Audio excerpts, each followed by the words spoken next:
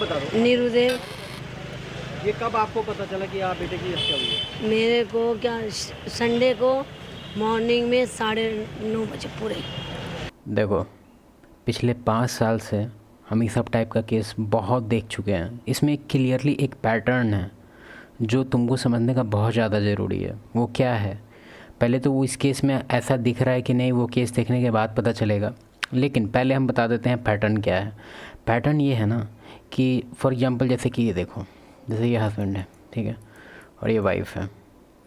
अगर इसको पहले से पता चल जाता है कि मान लो फॉर एग्जांपल कि शादी का एटलीस्ट 2-3 साल हो गया, एकदम क्लीन, ठीक है, कोई गड़बड़ नहीं था, अचानक से 3-4 साल बाद कुछ इसका कोई थर्ड पार्टी से, अब थर्ड पार्टी कोई भी हो सकता है, ठीक है, कोई भी हो सकता है इसका कोई रिलेटिव हो सकता है इसी का कोई रिलेटिव हो सकता है कोई आउटसाइडर हो सकता है कोई ऑफिस वाला समझ रहा, हो सकता है कोई फ्रेंड हो, रिगार्डलेस कोई भी पार्टी हो, उससे कोई मतलब नहीं है। मतलब किस चीज़ से है कि जैसे ही तुमको पता चलता है कि ये केस चल रहा है उल्टा पुल्टा, तो एक बात तुम समझ लो कि ये कोई ऐसा सिचुएशन नहीं है कि तुम इसको फिक्स कर सकता है। तुम्हारे अंदर अगर बिलीफ सिस्टम है कि हम इस चीज़ को उसको टोक के ठीक कर सकते हैं, उसको रोक के ठीक कर सकते हैं, उसको जिम्मेदारी का एहसास दिलाएंगे या उसको एक तरह से प्रेशराइज करेंगे, उसको फैमिली का दबाव देंगे कि तुम्हारे बाप को बता देंगे, ये कर देंगे, वो कर देंगे, समाज में तुमको बदनाम कर देंगे, ऐसा कुछ अगर तुम्हारा बिलीफ है और तुम्हारे अंदर ये स्ट्रॉन्ग बिलीफ है, तुम्हारे अंदर ऐसा सोच है कि तुम इसको फिक्स कर सकता है, ये कोई प्रॉब्लम है और तुम्हारे पास सोल्यूशन आने वाला है, नो, हम हाईली रिकमेंड करते हैं कि अगर तुम लकी है, जो देखें हैं कि ऑलमोस्ट 10 में से 9 केस में हस्बैंड को पता चल जाता है मैटर, लेकिन इसका जो सबसे मेजर मिस्टेक हम देखते हैं वो इस चीज़ को कंट्रोल करना चाहता है, वो इस चीज़ को रोकना चाहता है। हम मानते हैं कि इसके पीछे उसका इंटेंशन बहुत ही अच्छा होता है, ये बस चाहता है कि भाई ये जो ड्रामा अभी हुआ ठीक है, हो गया, एक तरह से इसके अंदर फॉरगिविंग नेचर भी रहता है, वो चाहता है कि भाई कैसे भी ख़त्म हो जाए, मतलब ये जो कांड हुआ, और वो मूव ऑन करना चाहता है लाइफ में, वो चाहता है कि भाई हम इसको माफ़ कर देंगे, बस सर्टेन अपना रूल हम लगाएंगे कि भाई ये मत करना, वो मत करना, मतलब वही कि भाई अब मत चुदो, जितना हो गया, अब उसको पोछो, डिटॉल लगाओ, उसके बाद आराम से फैमिली देखो, मतलब यही उसका इंटेंशन होता है। लेकिन हम गारंटी के साथ बोलते हैं ये काम नहीं करेगा, ठीक है। अगर तुमको जैसे ही पता चलता है इस सब के मैटर के बारे में, उसी दिन तुमको सेपरेट हो जाना है, उसके अलावा कोई उपाय नहीं है। और हमको यहाँ सबसे ख़राब बात ये लगता है, ज़्यादातर केस में देखते हैं कि इसको फिक्स करने के लिए पूरा एकदम दबाव डाला, एकदम ये बहुत ज़्यादा प्रेशराइज करेगा और साथ में भी रहेगा इसके, मतलब एज इट इज़ जो इसका लाइफ था, ये अपने रूटीन को डिस्टर्ब नहीं करना चाहता है। समझ रहा है यहाँ पे प्रॉब्लम क्या कर रहा है हस्बैंड? अगर ये चीज़ इसको पता चला, एक्शन लो ना भाई। पहले तो तुम फूड वगैरह को लेके सेपरेट हो जाओ, क्योंकि तुम अगर इसको जिम्मेदारी देगा कि किचन से जाओ मेरे लिए चाय बना दो, खाना बना दो, तुमको पता चल ही रहा होगा हम किस डायरेक्शन में जा रहे हैं, क्यों रखा है उससे रिलेशन। एटलीस्ट मानते हैं कि काफ़ी पेचीदा चीज़ है, केस भी तुम्हारा साथ नहीं देता है, गवर्नमेंट भी साथ नहीं देता है, कोई भी साथ नहीं देता है, तो तुम एटलीस्ट थोड़ा सा डिस्टेंट हो जाओ, ठीक है। धीरे धीरे सोचो, अपने दोस्त लोग को इन्वॉल्व करो, अपने मेल फ्रेंड्स को, ऑब्वियसली उसको बताओ कि भाई ऐसे ऐसे हो गया, ऐसे ऐसे। और ख़ास करके ये ध्यान देना कि अगर किसी का भी ओपिनियन, क्योंकि होता है कि तुम्हारे फ्रेंड में भी बहुत लोग फेमिनिन होगा जिसका ओपिनियन होगा कि इसको फिक्स करने का, क्योंकि बहुत लोग का इसमें ओपिनियन ये होता है ना कि इसमें थर्ड पार्टी का गलती है, मतलब ये मैनिपुलेट कर दिया होगा, इसकी बीवी को बहका दिया होगा। अच्छा, बहका दिया होगा, छोड़ो अभी डिटेल में नहीं जाएंगे, पहले केस देख लेते हैं। फिर मैं अपने घर से भागती हुई गई, पास में है ना गाँव, भागती हुई गई तो पर सब बच्चे उच्चे सब घर से आसपास के लोग भाग गए थे सारे, और नंगे पैदल के ऐसे ऐसे रगड़ा, जान थी नहीं उसको, पहले ही मार दिया गया था। हमारा दिमाग नहीं चला, उसने पुलिस को फोन से जान बाकी हो, मग्गो में एडमिट कराया, उसमें है ही नहीं था कुछ। उसके शरीर पे चोट के निशान भी थे? उसके शरीर पे थे, उससे पहले नशे की गोलियाँ दी गई और नींद की 20 गोलियाँ, उसके बाद उसको एक इंजेक्शन जो होता है तार वो लगाई गई, टेप बांधी गई, फिर एक मोटी तार से करंट दिया गया, करंट लगा के मारा गया। करंट। उसका पता कब चला कि आपकी बहू इसमें इन्वॉल्व है ये पूरे मामले में? हैं? कब आप लोगों को पता चला कि आपकी बहू जो है वो ये जो डेड बॉडी आई है ना, उस समय चैटिंग पे इनके पास फ़ोन है, उसमें सारा था।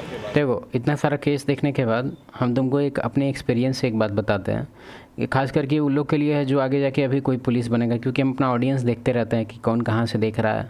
मान लिया अगर तुम्हारा कभी डिफेंस सेक्टर में जॉब होता है, कभी तुम इस सब टाइप का केस तुम्हारे अंदर आता है, तुम्हारे संभालने में, मतलब हो सकता है आस पड़ोस भी हो या तुम्हारे फैमिली में ऐसा कुछ हो जाओ, तुमको 2 चीज़ बताते हैं। पहला चीज़, ये जितना भी केस है उसमें 90 नहीं एटलीस्ट 80% जो केस है उसमें फ़ीमेल से ही रिलेटेड कुछ ना कुछ रहता है, वन वे और दी अदर, ठीक है।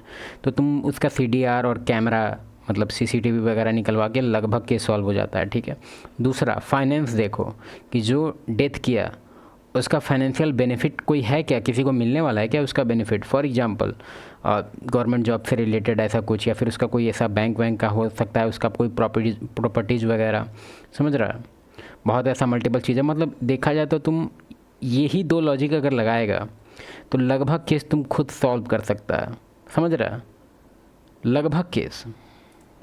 दाह संस्कार के बाद उसकी चैटिंग वगैरह मिली मोबाइल में? हाँ, सब जमा करिए ना।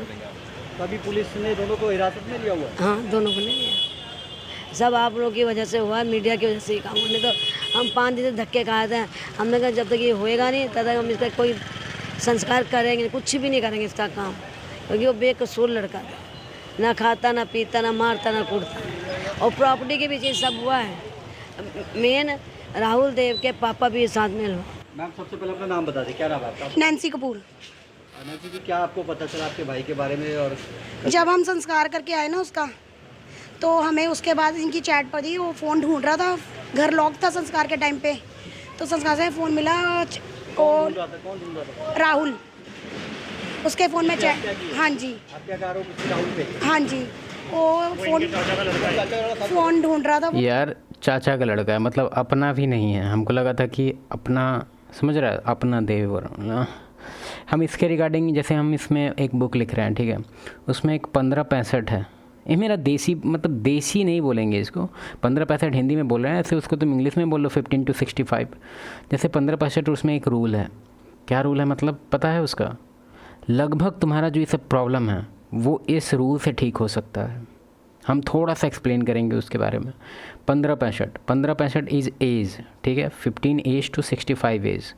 कोई अगर मेल है जो कंटिन्यूसली तुम्हारी फीमेल के सर्कल में है तो थोड़ा सा तुमको कंसर्न रहना है इस चीज़ के लिए, थोड़ा सा कंसर्न तुमको रहना ही पड़ेगा, उसके अलावा कोई उपाय नहीं है। क्यों? क्योंकि तुमको एक चीज़, बेसिक चीज़ पता होना चाहिए।